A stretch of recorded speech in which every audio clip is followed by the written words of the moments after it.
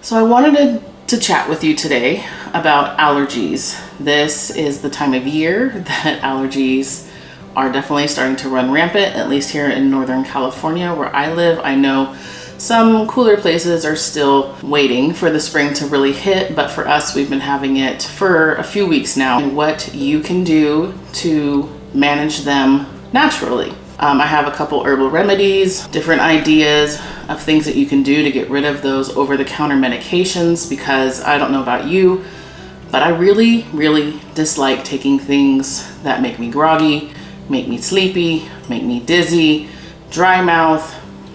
What are some other things? Let me know what you've experienced in the comments. But I really prefer to do as natural as possible. I've been a nurse for over a decade. I've been in the medical field for over 20 years. These recipes and tips and tricks that I've learned, I'm gonna share with you today on the natural spectrum. What exactly are allergies? There's a couple different kinds. There's the seasonal allergies that we all get when the pollen, trees, flowers, all of that stuff. Have you ever gone out to your car and it's just been covered in like pollen?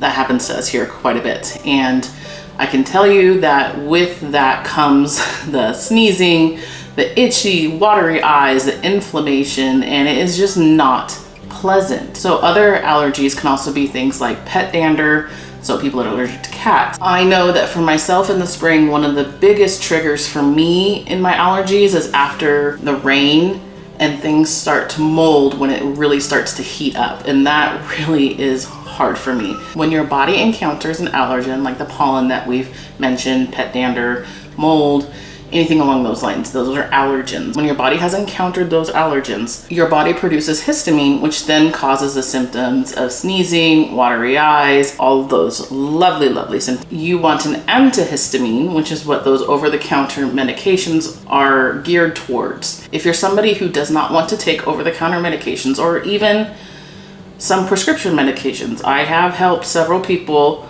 with these remedies not to have to rely on their prescription medications anymore. So let me go ahead and share these tips with you. So my first and foremost favorite herb, I use it for so many different things, is nettle, also known stinging nettle. And if you've ever felt it, you know why. It has little hairs on the stem and under the leaves that sting you quite badly.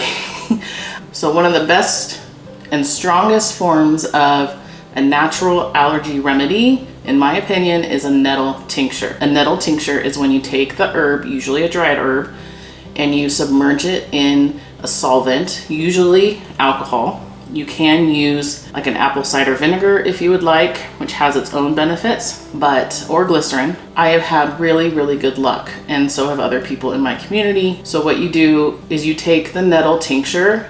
You can take it preventatively.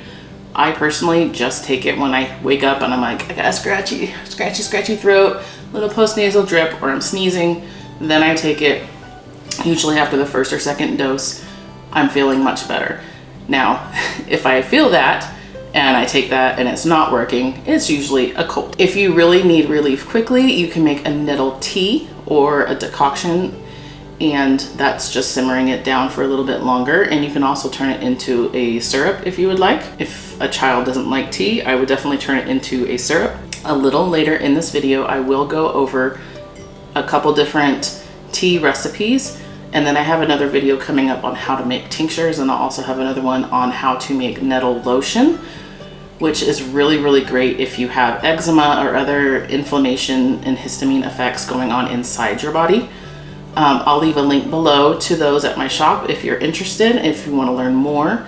But otherwise, subscribe so that you are alerted when those videos come out and you can make your own at home. Another popular herb is goldenrod. It's a soothing and healing, and it's anti-inflammatory. It can help move congestion up and out of your lungs, so it can help expel the mucus that's sitting there. If you are someone that gets itchy, watery, swollen eyes, this is a anti-inflammatory herb that can help with that. This herb, goldenrod, it specifically works well with hay fever and a cat allergy. So if you're someone that has pet dander, or specifically cats, I would definitely check into goldenrod tinctures or teas. I currently source most of my herbs through Mountain Rose Herbs.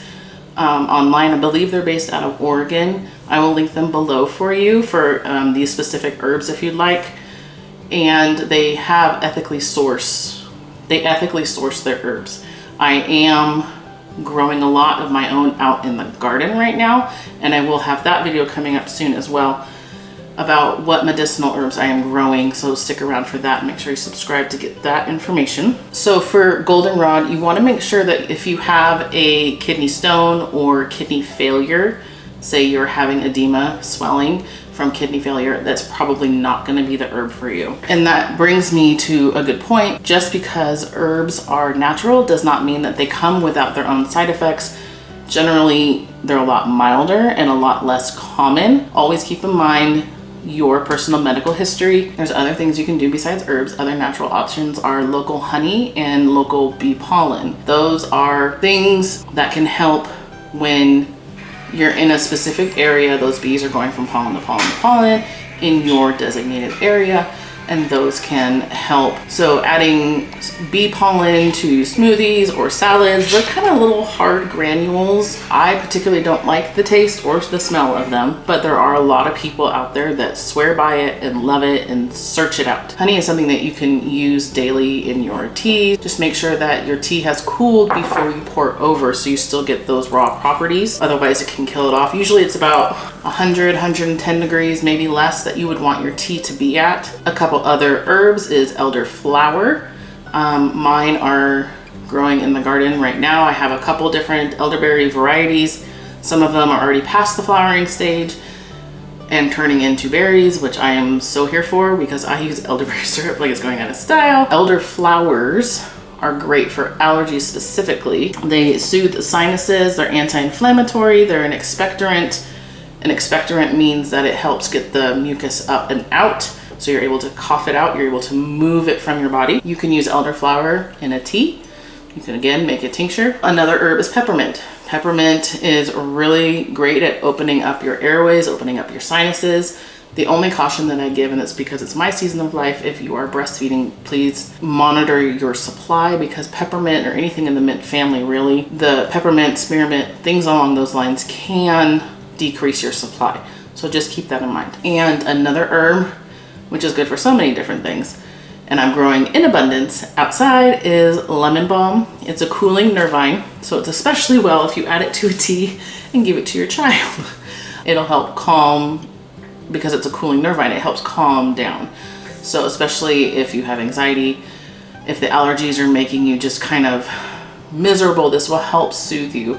I would recommend taking it at night. So if you're like me, taking something that calms you down during the day with 5 kids running around is probably not the best idea. So I have made an antihistamine tea, and I'm gonna show you now how to make it. It's really fairly simple. You can get most of these herbs, they're readily available, but if you would like to try Mountain Rose herbs, again, I will link them below in the description box. So in this tea recipe, and in the other one that I'm gonna tell you, this one I say 1 part because I don't know how big of a batch you wanna make, or if you just wanna use it for the one time.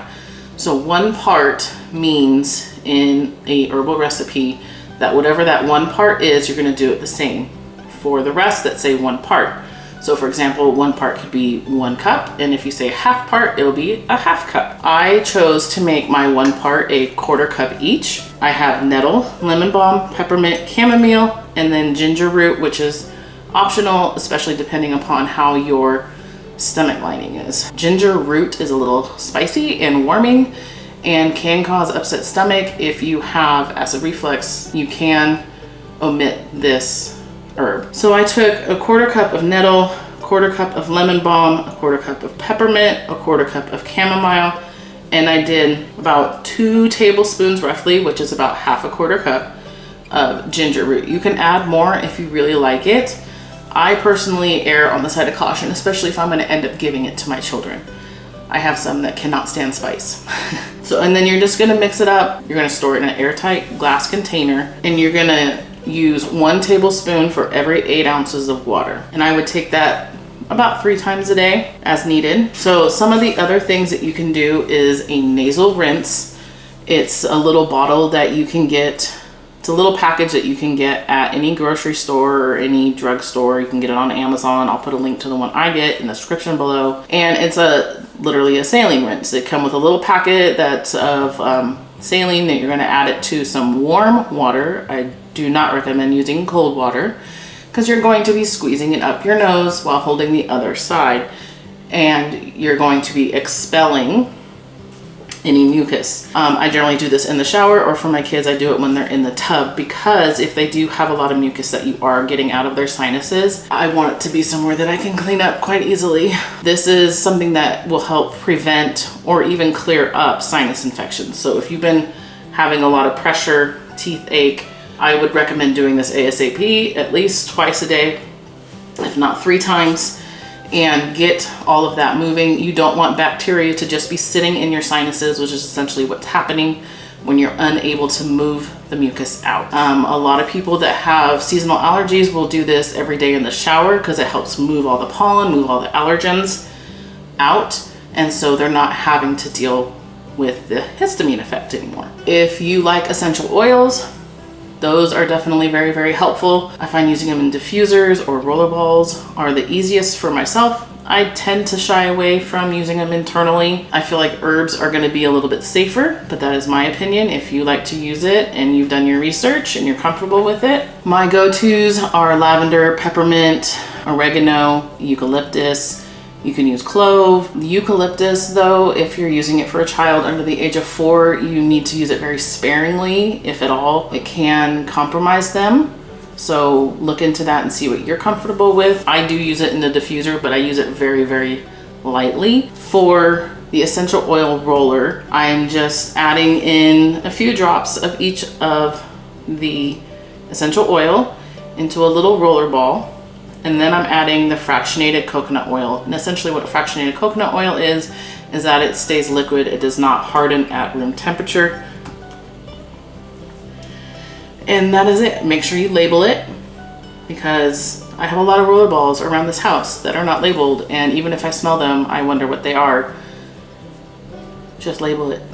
Make it easier on yourself. But again, my favorite is diffusing. I have diffusers in almost every single area of this house. Other things that you can do naturally to help with allergies is your microbiome, so your gut health. Everything passes through our gut, and things like eczema are stemmed from our gut, and eruptions onto our skin, inflammation. So I know that if I overindulge in sugary treats, that my joints start to hurt. So sugar is a huge inflammatory. That is something that if you are having allergies, I would steer far away from as much as possible. I would also steer clear of as much dairy as possible. I would focus on things like bone broth or sauerkraut, things that are going to be helping your microbiome. Some herbalists talk about how in the winter we all become very sluggish, so our systems become sluggish, and so in the spring you're wanting to kind of move things out and get it working again.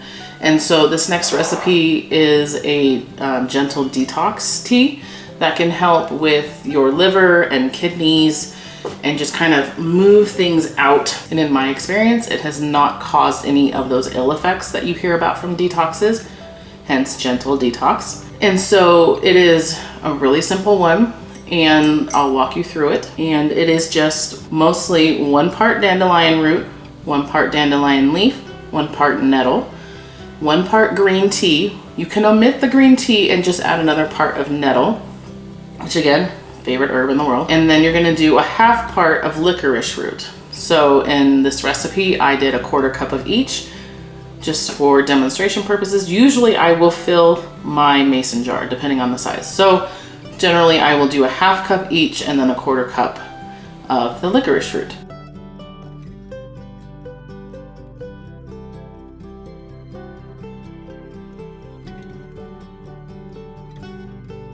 So for everyday use in our family, the nettle tincture is going to be the first thing I do at the first sign of any allergy symptoms. So the sneezing, the sore scratchy throat because of the postnasal drip, the itchy watery eyes.